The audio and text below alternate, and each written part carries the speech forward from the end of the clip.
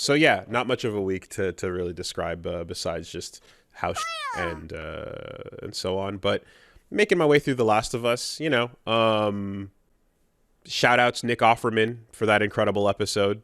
That episode is so good. It doesn't need to be part of The Last of Us, though. No, that's a proper San Junipero in the middle of the season. Episode 3, that is the one that everyone's talking about, and I was like, oh yeah, everyone's been talking about this, let's go see it. And it's like, oh yeah, they've completely and utterly changed everything about Bill, but it's all for the better. And it does, like, instead of creating a change of gameplay pace, you create a change of story pace, Tone. yeah. I thought the real it was really fascinating because Bill isn't just different. Bill is totally inverted from his game counterpart, like complete opposite. The message he gives and leaves is the exact opposite message compared to last time. And that seems like a really weird choice because it's so thematically inconsistent. But then as I thought about it more, I'm like, well, Bill in the original was like, be good to the people around you and care about them, because if not, they'll leave you and you'll be left with nothing. And you'll be a miserable, lonely piece of shit. Yeah. Right. And in this one, it's appreciate the people that you love so that you are happy. And it's like, it's the same message, but it's all carrot and no stick. Like, Bill in the game is a warning, and Bill in the show is like an aspiration. There's a thing to it as well where, spoilers, I suppose, if you haven't seen the show, so just we're going to spoil the third episode. But the end of it too, I was kind of curious because I was like, are they gonna set things up so that he goes with Frank, right?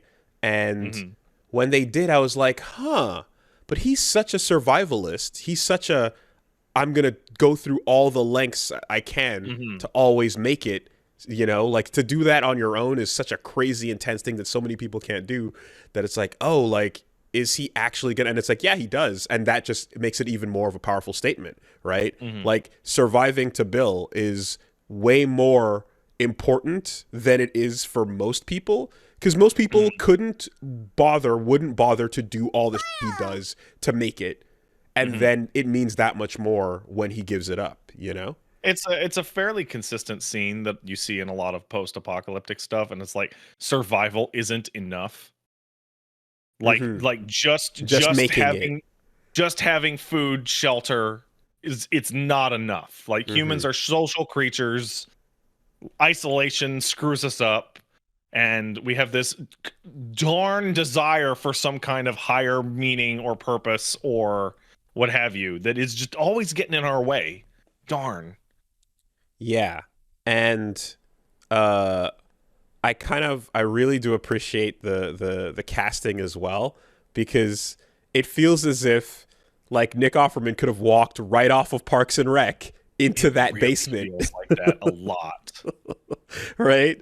Like, he really has like that there's the moment where it's like the government is all Nazis, and just like it's like, well, yeah, they weren't then. Government fucks. They are now. Like, absolutely. Like, he just walked straight off of the set of Parks and Rec into that basement and became Bill, so that feels like a very deliberate cast. Anyway, fucking excellent on that. Also, as well, the I guess, like, not just the expansion of how his backstory is really great, but like the twist in the letter, it's interesting in how it's complicated by mentioning Tess there, as opposed to just, if I'm not mistaken, it's just like you just kind of have Frank hung, and then the letter from him. Yeah, right? and the letter is, Bill, f you, you piece of shit. Right. Yeah, it's so much more I would rather drab. risk my life and die than spend another day in your bullshit. Yeah. It also, admittedly, though, like, the world of Billtown in Last of Us the game is so much more neurotic and insane Fucking, it's a overrun, trap-filled shithole. With just with the fucking zombers everywhere, locked in cages and pens, and you're like trip line. It's madness. It's kind of insanity, to be honest. And here you're being given a more like slice of Americana apple pie survivalist community that's not a community. It is a libertarian fantasy to the nth Yes, degree. yes, It's yes, with the flag like, up. Don't tread. I'm gonna have the whole town to myself, and this and that, and I have my generator. Like that is like outpost survivalist pornography. The first like 15 minutes, like him in the basement setting up the generator, putting up the fucking fence. The pure homestead, and then the outside barrier. Whereas like in the game, it's just like crawling through nonstop landmines. Yeah. Still though, and like he's living in like a like you find him in the church where he spends most of his time, but like when you leave the church to go to the rest of the level, there are clickers like less than 100 feet from the door. Like it is not a safe location. It is a safe plot of land and 4 walls.